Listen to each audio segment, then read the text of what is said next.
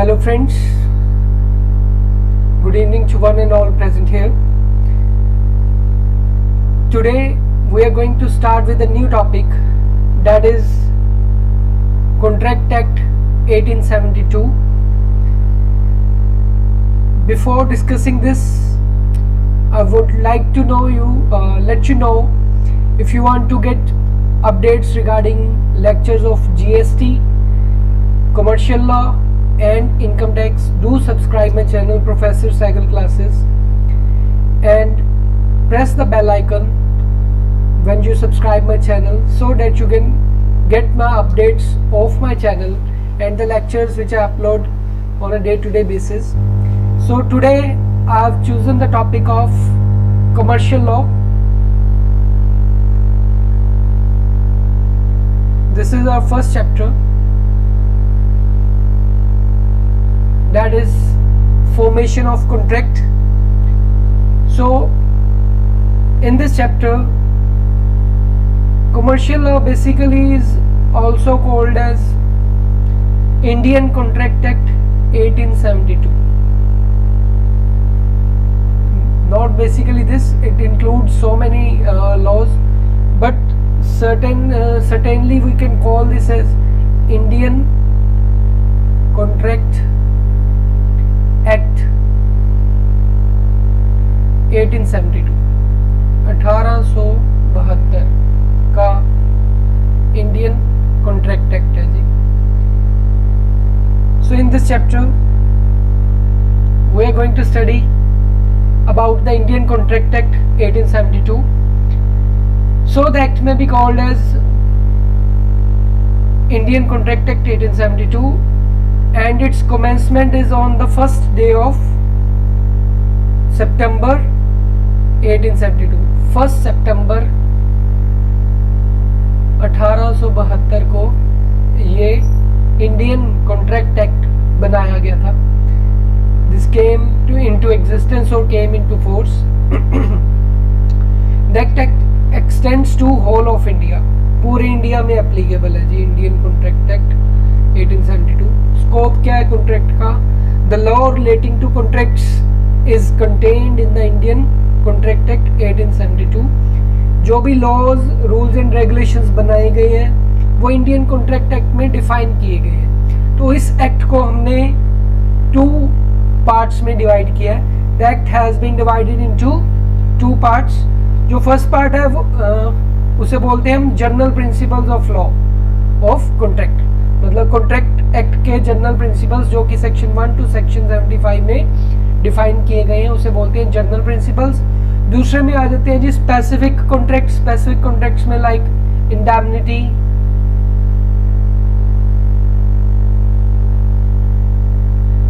Contract of indemnity, guarantee, bailment, guarantee, bailment, pledge and agency.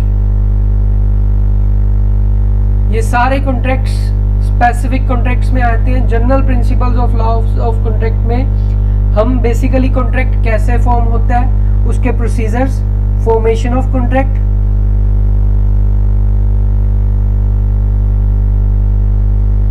It's procedures, इन सब के बारे में पढ़ते.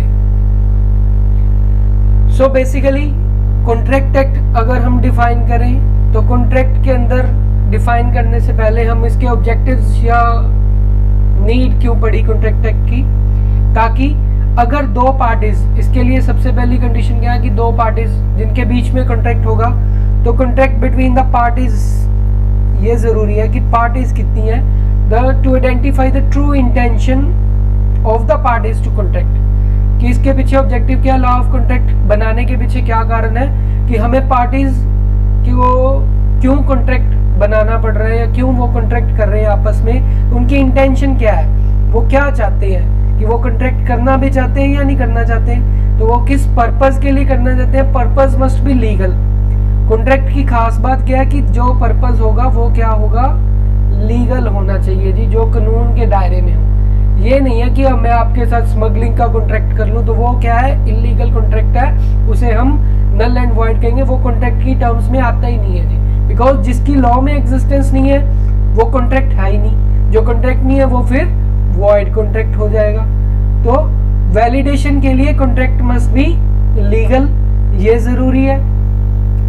दूसरा पर्पस क्या है, to define promise made by them, मतलब जो भी किसी पर्सन ने कॉन्ट्रैक्ट किया है वो क्या प्रोमिसेस कर रहा है, उसके पीछे क्यों कर रहा है, तो ये चीज डिफाइन करने के लिए हम कॉन्ट्रैक्ट एक्ट के प्रोविजंस लेके आए हैं।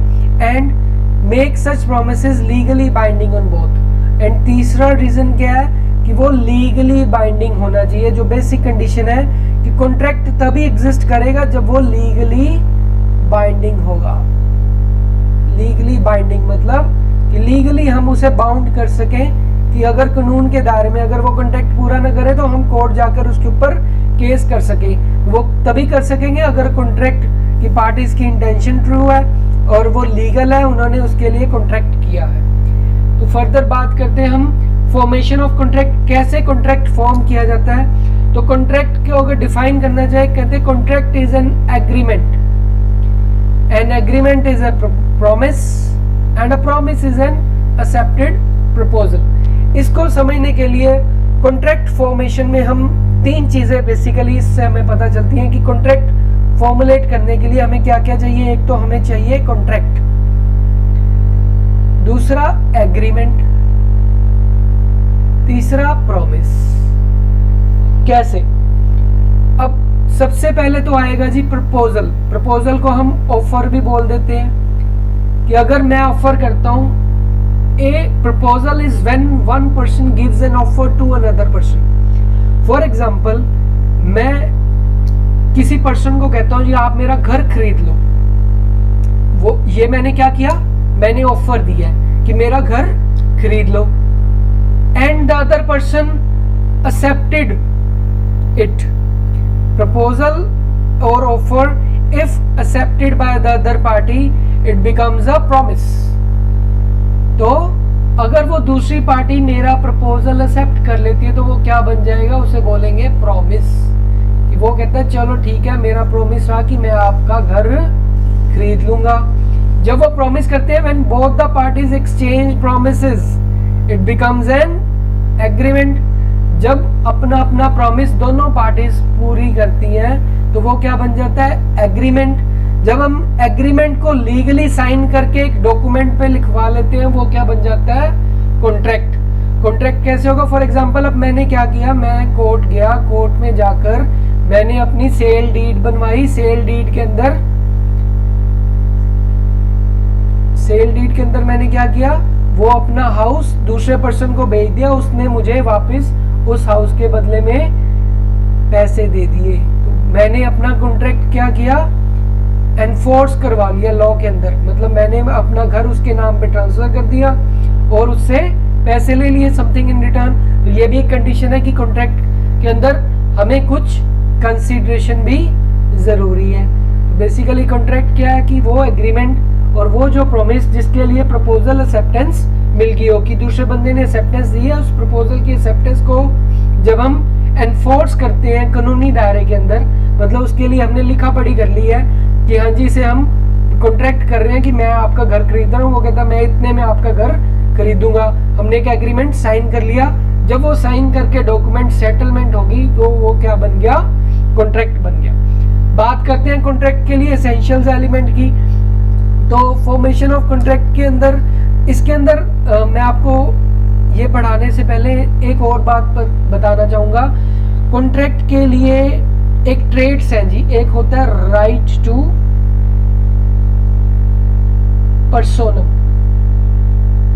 पर्सोनम एंड राइट इन रेम। दूसरा जी राइट इन रेम। अब इसको समझना चाहे हम, ये दो राइट्स की बात की गई है कॉन्ट्रैक्ट के अंदर, लॉज ऑफ कॉन्ट्रैक्ट के अंदर। राइट ऑफ रेम क्या कह रहा है, राइट ऑफ रेम कह रहा है right of a person that exist against the whole world. Right of rem क्या है, right of a person against the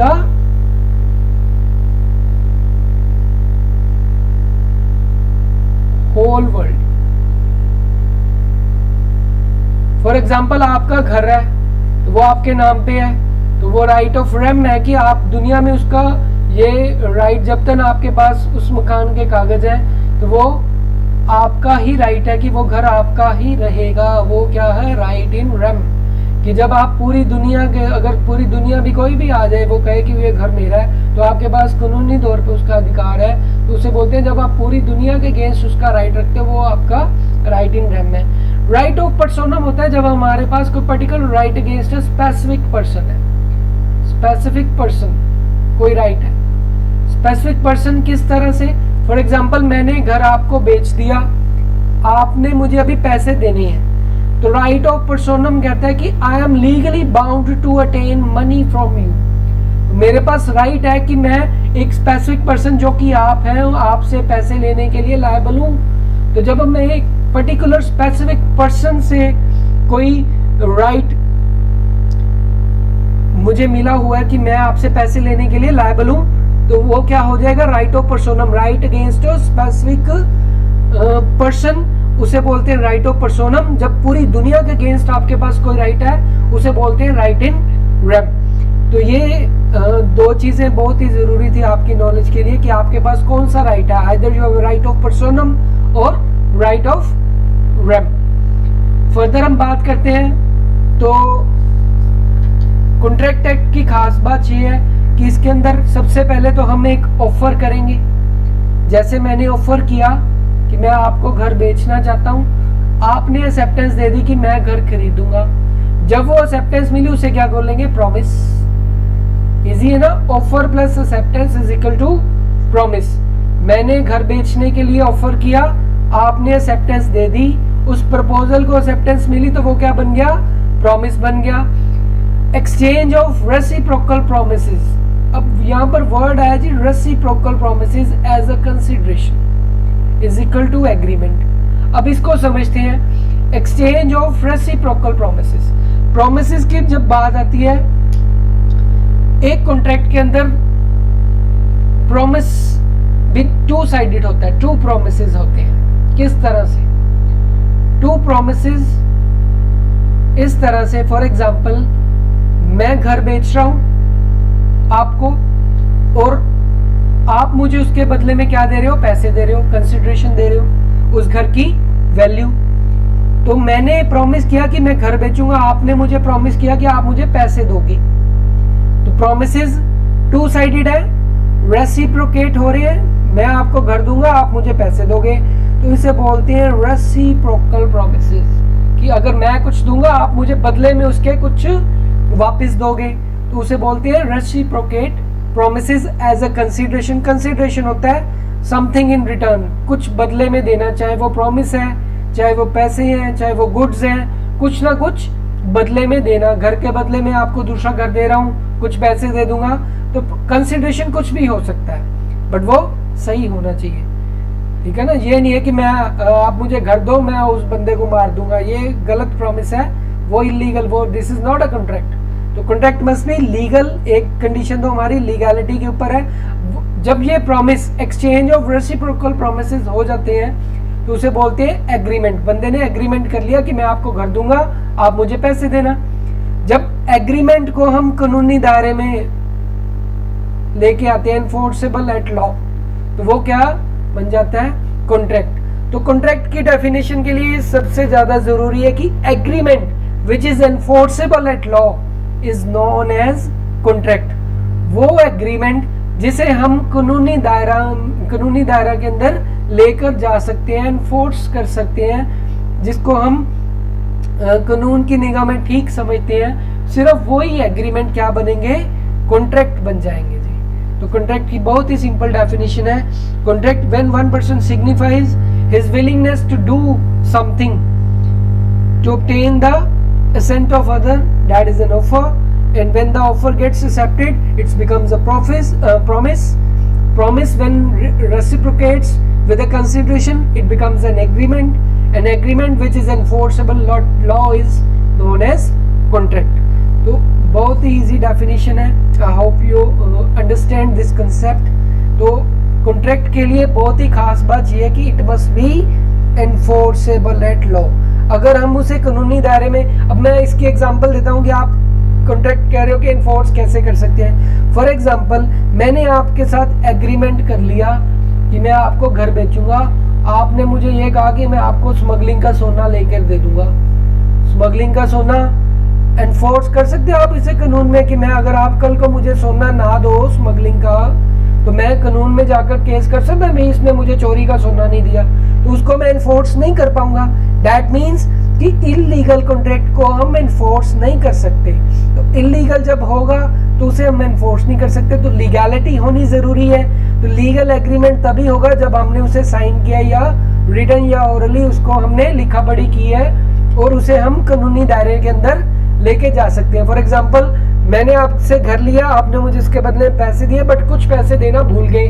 जब आपने पैसे से पीछे हट गए कि मैं आपको पैसे नहीं दूंगा, तो मैं क्या करता हूँ, मैं आपके ऊपर केस कर दूंगा। केस कैसे करूंगा, कोर्ट में जाके करूंगा। तो इट मीन्स वो कॉन्ट्रैक्ट मैं अब एनफोर्स कर रहा हूँ लॉ के द्वारा कि मैं आपको कानूनी दायरे के अंदर लेके जा सकता हूँ। तो इसका मतलब है कि मैं आपको एनफोर्स कर सकता हूँ, फोर्स कर सकता हूँ बाय लॉ कि आप मेरे पैसे दो, नहीं तो मैं आपके ऊपर केस कर दूंगा। उसे बोलते हैं एनफोर्सेबिलिटी। जब आप किसी कानूनी दायरे में आ जाते हैं तो उसे बोलते हैं एनफोर्सेबल होना। तो एग्रीमेंट जब एनफोर्स हो जाता है तो उसे बोलते हैं contract. I hope you understand this concept. Offer plus acceptance is equal to promise. In exchange of reciprocal promises, as consideration is equal to agreement, and agreement plus enforceability at law is a contract. Further बात करते हैं तो अब offer के लिए 3 conditions essential होगी। अगर हम ऑफर की बात कर रहे हैं तो ऑफर में क्या चीज बता रहा है, offer must be accepted to become a promise. Offer acceptance मिलनी चाहिए ऑफर को ताकि वो प्रॉमिस हो जाए। अगर सपोज मैं आपको कहूँ आप मेरा घर खरीद लो, आप मना कर दो तो कोई कॉन्ट्रैक्ट ही नहीं है, ना आपने ऑफर को एक्सेप्टेंस दी, ना कोई प्रॉमिस बना, ना आगे कोई एग्रीमेंट बनेगा। अगर आपने एक्सेप्टेंस दी है फिर ही वो प्रॉमिस में कन्वर्ट होगा। दूसरा, a promise must be exchange for another promise. मैंने प्रॉमिस किया becoming consideration for both parties.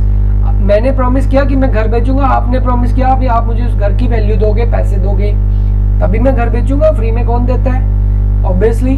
तो that becomes an agreement. An agreement must satisfy all essentials to become a contract. अब यहाँ पर बात आ गई all essentials to become a contract. अब एसेंशियल्स की बात करते हैं तो एसेंशियल्स को हमने सेक्शन 10 के अंदर डिफाइन किया है कि एसेंशियल एलिमेंट्स क्या क्या है। उसे हम फर्दर पढ़ेंगे कि वो कौन कौन से एसेंशियल एलिमेंट्स हैं जिनके द्वारा हम एक वैलिड कॉन्ट्रैक्ट बनाते हैं। तो agreement plus essentials under section 10 is equal to valid contract. तो एसेंशियल्स हम फर्दर पढ़ते हैं कौन से होते हैं, तभी वो एक वैलिड कॉन्ट्रैक्ट, लीगल कॉन्ट्रैक्ट बनेगा। फर्दर उससे पहले हम पढ़ते हैं कि एग्रीमेंट्स किस तरह के होते हैं। 2 तरह के एग्रीमेंट्स होते हैं। It can be enforceable agreements, it can be unenforceable agreements. अब जैसे एनफोर्सेबल जिसको हम वैलिड एग्रीमेंट्स भी कर सकते हैं, जिसे हम कानूनी दायरे के अंदर लेके जा सकते हैं, उसे बोलते हैं enforceable agreements which can be enforce in the court of law, जिनको हम कानून के दायरे में लेके जा सकते हैं। दूसरे होते हैं अनएनफोर्सेबल एग्रीमेंट्स, लाइक डोमेस्टिक एग्रीमेंट्स किए जाते हैं, सोशल एग्रीमेंट्स किए जाते हैं और वैलिड एग्रीमेंट्स किए जाते हैं। अब इसको समझते हैं कि वैलिड कॉन्ट्रैक्ट तो हमने देख लिया कि जिसको हम कानून दायरे में ले आते हैं, इसे हमने पहले भी डिफाइन किया है। अब बात आती है अनएनफोर्सेबल एग्रीमेंट्स कि किन एग्रीमेंट्स को हम कानूनी दायरे में नहीं लेके जा सकते। सबसे पहले आ जाते हैं डोमेस्टिक एग्रीमेंट्स। डोमेस्टिक एग्रीमेंट्स की जब हम बात करते हैं, for example domestic as the name suggest, घर का मामला है जी। डोमेस्टिक घर में कौन होते हैं, हस्बैंड वाइफ होते हैं। फॉर एग्जाम्पल किसी हस्बैंड ने अपनी वाइफ को कह दिया कि मैं आपको ना हर हफ्ते 500 रुपया दूंगा, तो ठीक है जी। अब उसने बंदे ने तो एक तरह से क्या किया, एक बात कह दी कि है ना भी मैं आपको हर हफ्ते 500 रुपया दूंगा। तो लेडी कहती ठीक है, तो मैं थोड़े दिन के लिए टूर पे जा रहा हूँ, बट मैं आपको वहां से भी पैसे भेजता रहूंगा। थोड़े दिन ठीक चलता रहा, थोड़े दिन बाद क्या हुई, लड़ाई हो गई। जब लड़ाई हुई तो हस्बैंड ने 500 रुपया देना बंद कर दिया। अब लेडी कहती कि अब भाई हमारा तो एग्रीमेंट हुआ था, अभी आप मुझे 500 के 500 दोगे। ये तो मैंने बहुत ही छोटी वैल्यू दी है, सिर्फ समझाने के लिए।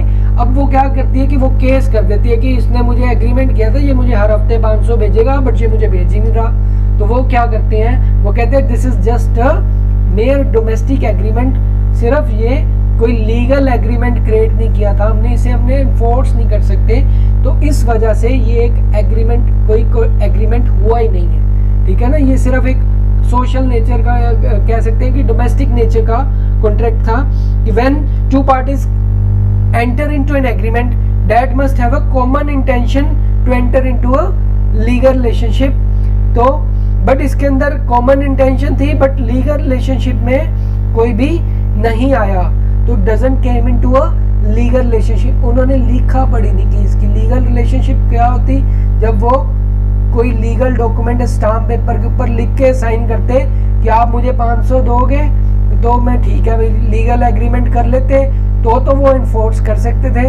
अब उन्होंने ना तो कोई लीगल एग्रीमेंट किया, सिर्फ एक म्यूचुअल अंडरस्टैंडिंग के ऊपर एक बात कही, उसे बोलते हैं domestic agreement that can not be enforced in the I of law.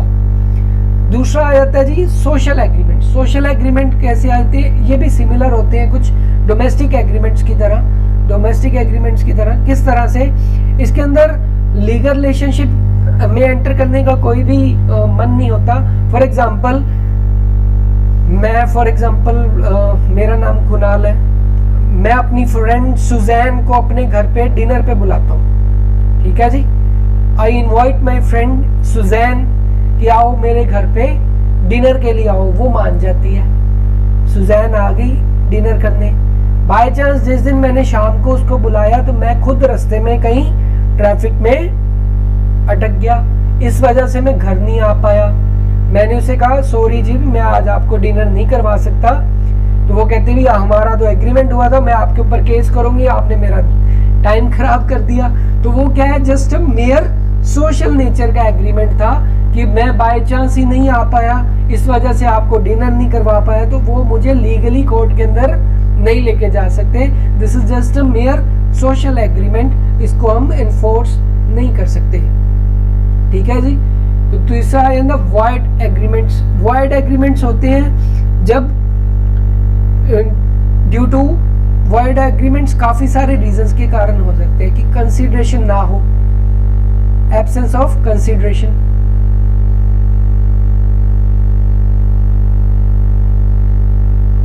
Absence of consideration कि अगर सपोज मैंने कॉन्ट्रैक्ट कर लिया मैं आपको मकान बेचूंगा बिना पैसों के, बट मैंने कोई एग्रीमेंट किया ही नहीं, तो इसका मतलब ही मैंने आपसे कुछ समथिंग इन रिटर्न कुछ भी नहीं लिया।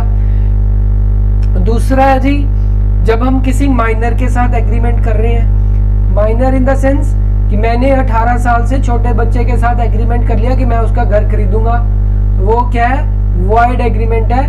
Agreement with a minor is void, but उसका गार्डियन करता तो अलग बात थी। Agreement with a minor is void. तीसरा वो एग्रीमेंट जो अनलॉफुल है। मैं आपको स्मगलिंग का सोना लाकर दूंगा, आप मुझे पैसे दे देना, तो ये मैंने एग्रीमेंट कर लिया, बट क्या है इसमें ऑब्जेक्टिव क्या है, अनलॉफुल है, स्मगलिंग का सोना। वो क्या है कि इनलीगल कॉन्ट्रैक्ट्स को हम वॉइड ही कहते हैं। वो these are not contracts, these are unenforceable it law, वो कोई कॉन्ट्रैक्ट होगा ही नहीं, इस वजह से वो void agreement, from the very beginning it is null and void, कोई एग्रीमेंट हुआ ही नहीं। ठीक है जी, and many more such type of things. तो void agreements are basically those agreements which are not enforceable at law. ठीक है जी, ये स्पेशल प्रोविजंस के अंदर आ जाते हैं कॉन्ट्रैक्ट के अंदर, तो उसे हम बोलते हैं वॉइड एग्रीमेंट्स। फर्दर बात करते हैं एसेंशियल्स की, जिसकी वजह से हमारा कॉन्ट्रैक्ट वैलिड बनता है, कि हमने बात की थी when agreement plus essential elements of under section 10 of Indian Contract Act 1872, वो क्या बनेगा, वैलिड एग्रीमेंट, वैलिड कॉन्ट्रैक्ट बनेगा। तो वैलिड कॉन्ट्रैक्ट होने के लिए कुछ टर्म्स जरूरी हैं। फॉर एग्जांपल सबसे पहले एसेंशियल एलिमेंट्स क्या है, लीगल ऑफर एंड एक्सेप्टेंस, कि जो भी हम ऑफर कर रहे हैं वो लीगल हो और उसकी एक्सेप्टेंस हमें मिली होनी चाहिए। तो primary essentials of a valid contract is that one person shall make a lawful offer, कानूनी ऑफर करनी चाहिए to the other person and other person shall accept the offer unconditionally, उसने बिना किसी कंडीशन के वो ऑफर एक्सेप्ट किया है तो उसे बोलते हैं लीगल ऑफर एंड एक्सेप्टेंस।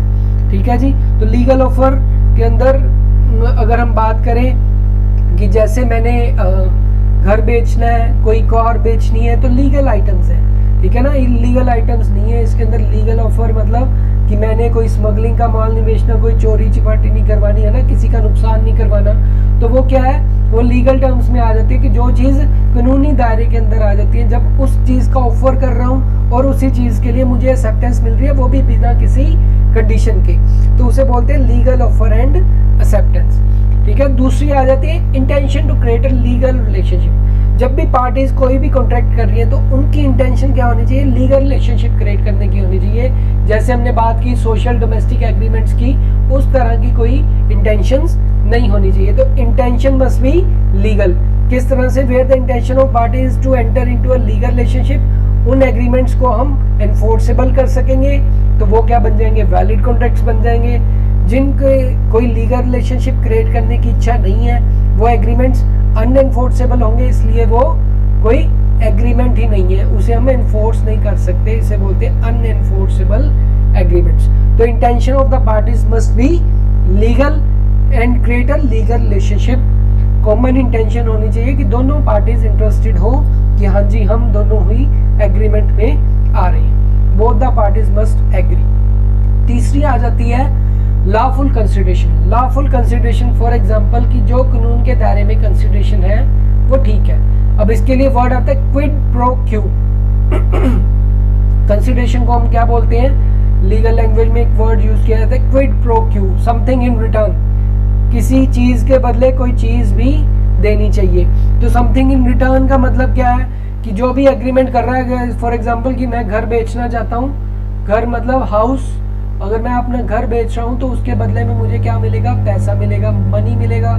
या घर के बदले एक और घर एक्सचेंज कर रहे हैं, हाउस के बदले हाउस बट उसका एग्रीमेंट किया प्लस मनी, या घर के बदले villa, villa in the sense घर के बदले कुछ बड़ा घर दे दिया, तो कंसिडरेशन तो है ना। It can B goods also, तो जरूरी नहीं है कि कंसिडरेशन पैसे में हो, it can be in kind also, it can be in money or it can be exchange of goods also, but it must be legal होना चाहिए consideration। तो something in return कुछ जरूर होना चाहिए। दूसरा consideration can be anything, it can be money, it can be goods, it can be services and it can be promise। आप मेरा काम कर दो, मैं आपको घर गिफ्ट दूंगा। फॉर एग्जाम्पल आप मेरे लिए प्रोजेक्ट बना दो, कोई प्रोजेक्ट बहुत लीगल था, तो उस प्रोजेक्ट के बदले में मैं क्या दूंगा, आपको एक घर गिफ्ट में दे दूंगा। तो क्या किया उसने, सर्विसेज प्रोवाइड की, सर्विसेज के बदले में कंसिडरेशन क्या मिली, घर मिला, गिफ्ट नहीं दिया, घर उसके लिए। फॉर एग्जांपल कोई कानूनी केस लड़ना था कोर्ट में, केस लड़ दिया, केस जीत भी लिया। अब केस जीतने के बदले में क्या किया, केस के लिए सर्विसेज प्रोवाइड की पर्सन ने, अब उसके लिए फीस देनी थी, तो उसने उसको एक घर उस फीस के बदले में दे दिया एंड उसने वो एक्सेप्ट कर लिया, तो वो क्या है, कंसिडरेशन है। तीसरा, consideration must be given in past, present और फ्यूचर। पास्ट में भी दी हो सकती है, प्रेजेंट में भी दे सकता है, या फ्यूचर में भी कह सकता है कि मैं आपको 3 महीने बाद इतने पैसे दूंगा, तो फ्यूचर की भी हो सकती है। An agreement without consideration is void agreement. अगर कोई भी एग्रीमेंट बिना किसी कंसिडरेशन के करते हैं तो वो क्या है, वॉइड एग्रीमेंट है, इसके लिए हम बाउंड नहीं कर सकते उस बंदे को। तो कंसिडरेशन मस्ट बी लॉफुल। तो कंसिडरेशन क्या है, लॉफुल होना चाहिए, कानूनी दायरे के अंदर होना चाहिए। I hope these are points are clear. Further बात करते हैं capacities of the parties. Fourth element essentials है under section 10 of the Indian Contract Act, that is capacity of the party.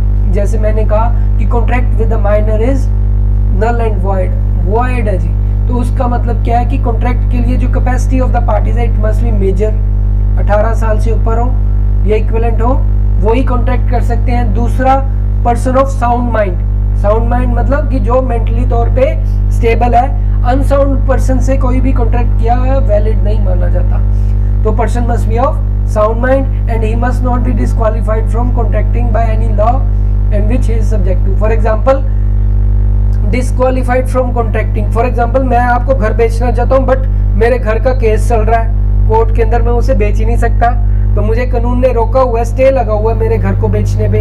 It means मुझे किसी कानून के द्वारा डिस्क्वालीफाई किया हुआ है कि मैं उस घर को नहीं बेच सकता। तो ये भी कंडीशन होनी चाहिए कि जो भी कॉन्ट्रैक्ट कर रहा है वो डिस्क्वालीफाइड ना हो फ्रॉम एनी कॉन्ट्रैक्टिंग। तो ये 3 कंडीशंस जरूरी है कैपेसिटी ऑफ द पार्टीज के लिए। उसके बाद बात आ जाती है जी फ्री कंसेंट की। फ्री कंसेंट, अब इसको बड़ा अंडरस्टैंड करना जरूरी है कि जब भी हम कॉन्ट्रैक्ट करते हैं तो उसके लिए कंसेंट फ्री होनी चाहिए। इसको डिफाइन किया गया under section 14। Consent of parties said to be free when it is not caused by followings. जब ये कुछ कारणों के कारण नहीं की जाती तो उसे बोलते हैं हम वो फ्री कंसेंट है। पहली बात आई थी coercion. Coercion means physical threat, मैं तुझे मार दूंगा अगर तूने मेरा काम नहीं किया। तो ये क्या है? फिजिकल थ्रेट है, धमकी है। तो ये क्या है? जब हम प्रेशर में आके किसी को कोई साइन कर देते हैं कि इसने मुझे मारने की धमकी दी थी, इस वजह से मैंने इसके साथ ये कॉन्ट्रैक्ट एग्रीमेंट साइन कर लिया। तो वो क्या है, इसमें ऑनेस्ट टू प्रूव क्या है कि इसने मुझे फिजिकली गन पॉइंट पे धमकाया, जिस वजह से मैंने उसके साथ कोई कॉन्ट्रैक्ट कर लिया, उसे बोलते हैं कोर्शन। तो कंसेंट फ्री नहीं थी तो वो एग्रीमेंट वैलिड नहीं होगा। तो कंसेंट मस्ट बी फ्री। अब कंसेंट वर्ड आ रहा है, कंसेंट मतलब हामी, कि मैंने हामी भरी, वो जबरदस्ती ली गई मुझसे, मुझे फिजिकल थ्रेट दिया। दूसरा आया था जी अनड्यू इन्फ्लुएंस। अब अनड्यू इन्फ्लुएंस में कोई काम नहीं करना चाहिए, कोई कॉन्ट्रैक्ट नहीं करना चाहिए। Consent obtained bye mental threat. For example, जैसे फादर और सन का रिलेशन है, वो क्या है कि इमोशन से जुड़ा हुआ है। अब उस केस के अंदर हमारा अनड्यू इन्फ्लुएंस होता है कि पेरेंट्स के ऊपर बच्चों का बड़ा ही अनड्यू इन्फ्लुएंस होता है कि बच्चे कहते हैं मैं कूद जाऊंगा, मुझे कार ले दो। ठीक है, मुझे आप कार लेके दोगे, मेरे साथ कॉन्ट्रैक्ट कर लो कि आप मुझे ये कार लेके दोगे या मुझे घर लेके दोगे, मेरे साथ कॉन्ट्रैक्ट कर लो। अनड्यू इन्फ्लुएंस के अंदर या फादर कहते हैं कि मैं तुझे, यार तू मेरा बेटा नहीं, मुझे ये काम कर दे, तो ये मेरे लिए ये साइन कर दे, ये चीज कर दे। तो उसके क्या अंदर कि उसके अंदर अनड्यू इन्फ्लुएंस के कारण हम कोई जब एग्रीमेंट में आ जाते हैं तो उसे वैलिड नहीं माना जाता। जब कोई म्यूचुअल कंसेंट उसकी जो है मेंटल थ्रेट के ऊपर है, फिजिकली तो नहीं कह सकते बट इमोशन बेसिस के ऊपर, जब हम कोई थ्रेट्स के ऊपर है, ठीक है, उसको बोलते हैं अनड्यू इन्फ्लुएंस। अनड्यू इन्फ्लुएंस और भी कई तरह के हो सकते हैं। फॉर आपके ऊपर कोई सीनियर है, वो आपसे कोई भी काम करवा लेता है, आप मेंटल थ्रेट के अंदर उसे ओके कर देते हो बट वो करना नहीं चाहते, तो ये भी क्या है, अनड्यू इन्फ्लुएंस है। तीसरा आएगा जी फ्रॉड। फ्रॉड क्या है जी? जब हम इंटेंशनली किसी को धोखा देते हैं, डिसीव करते हैं अदर पर्सन। डिसीव मतलब धोखा देना इंटेंशनली। मैंने आपसे कोई कॉन्ट्रैक्ट साइन कर लिया, उसके अंदर एक पॉइंट लाइन लिखी हुई थी जिसके बारे में आपको बताया ही नहीं, इट मीन्स धोखे से मैंने वो कॉन्ट्रैक्ट करवा लिया, साइन करवा लिया, तो वो क्या था? फ्रॉड था। या किसी बंदे ने कोई कॉन्ट्रैक्ट किया, उसके ऊपर आपके जाली सिग्नेचर कर लिए, नकली सिग्नेचर कर लिए, उसे बोलते हैं अनड्यू इन्फ्लुएंस या फ्रॉड के अंदर जब वो काम करता है। फर्दर आती है जी misrepresentation. Consent obtained by unintentionally deceiving the other. भाई इंटेंशन डिसीव करने की नहीं थी बट गलती से हो गया। गलती से मतलब कि उसे खुद को भी नहीं पता था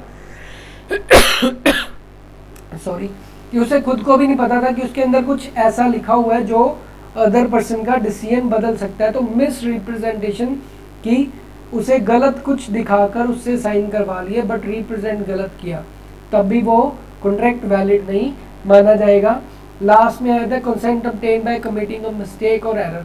जब हम कोई गलती करके या मिस्टेक करके किसी से कोई कॉन्ट्रैक्ट करवा लेते हैं तो वो भी वैलिड कॉन्ट्रैक्ट नहीं होगा। जब ये 5 कारणों के कारण कोई भी कॉन्ट्रैक्ट किया जाएगा वो वॉइड बन जाएगा, वैलिड नहीं होगा। अगर इन सब की कोई भी इन्फ्लुएंस नहीं है, फ्री कंसेंट है, तब वो कॉन्ट्रैक्ट क्या माना जाएगा? वैलिड कॉन्ट्रैक्ट माना जाएगा। उसके बाद बात आ रही थी लॉफुल ऑब्जेक्ट्स की। ऑब्जेक्ट क्या है? एग्रीमेंट का लॉफुल होना चाहिए, it must not B unlawful. अगर अनलॉफुल है, जैसे मैं कह रहा था स्मगलिंग का केस है, स्मगल करके लाना है, स्मगलिंग, सोना स्मगलिंग करके लाना है 2 नंबर में, ठीक है जी। कॉन्ट्रैक्ट कर लेना कि हवाला के थ्रू पैसे लेके आने हैं, हवाला समझते हो कि 2 नंबर में पैसा इधर से उधर करना है, वो क्या है, एग्रीमेंट कर लिया उसके लिए, वो इलीगल एग्रीमेंट है, इलीगल है तो वो वॉइड एग्रीमेंट है, वॉइड है तो वो कॉन्ट्रैक्ट आई नहीं, वो उसे हम कानून के अंदर नहीं लेके जा सकते, तो वो क्या है, from the very beginning it is null and void.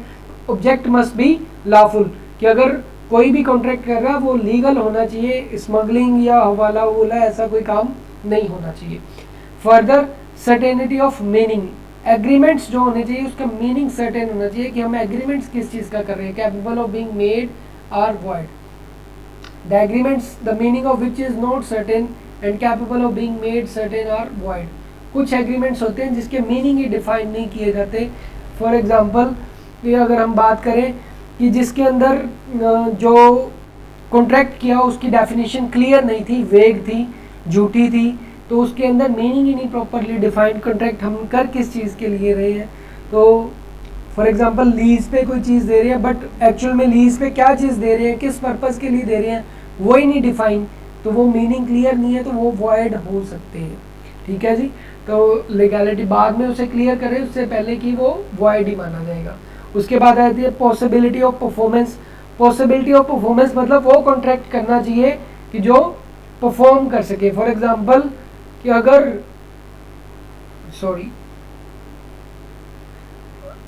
Performance की पॉसिबिलिटी होना चाहिए कि फॉर एग्जांपल मैंने कोई कॉन्ट्रैक्ट कर लिया, तो कॉन्ट्रैक्ट क्या चीज़ था कि शिप अगर डूब गई तो मैं आपको पैसे दूंगा, ये तो इलीगल कॉन्ट्रैक्ट हो गया।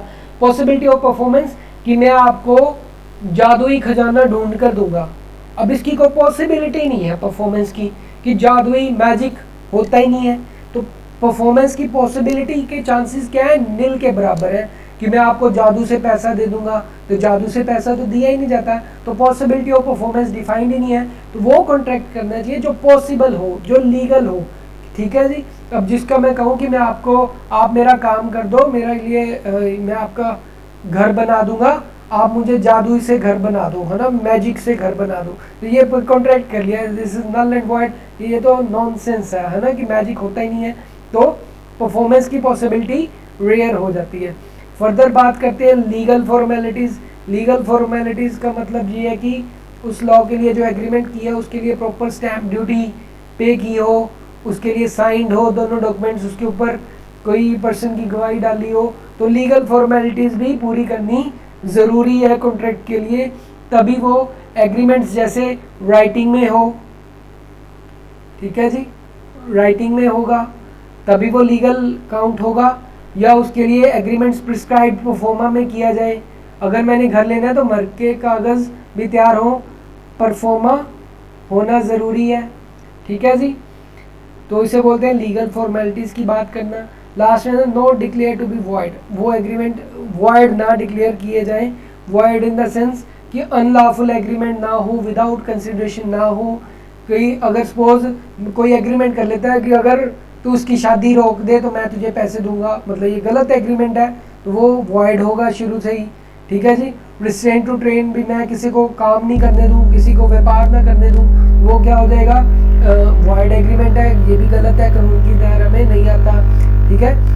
कि उसको अगर हम लीगल प्रोसीडिंग्स में नहीं लेके आ सकते तो वो भी वॉइड होगा। These are the essential conditions for a valid contract. I hope you like this. Further kinds of contracts will be studied in next chapter, next lecture. I hope you like the video. If you have any queries, please please put it in the comments section below. I will further and do subscribe my channel for further updates in commerce lectures. Thank you so much.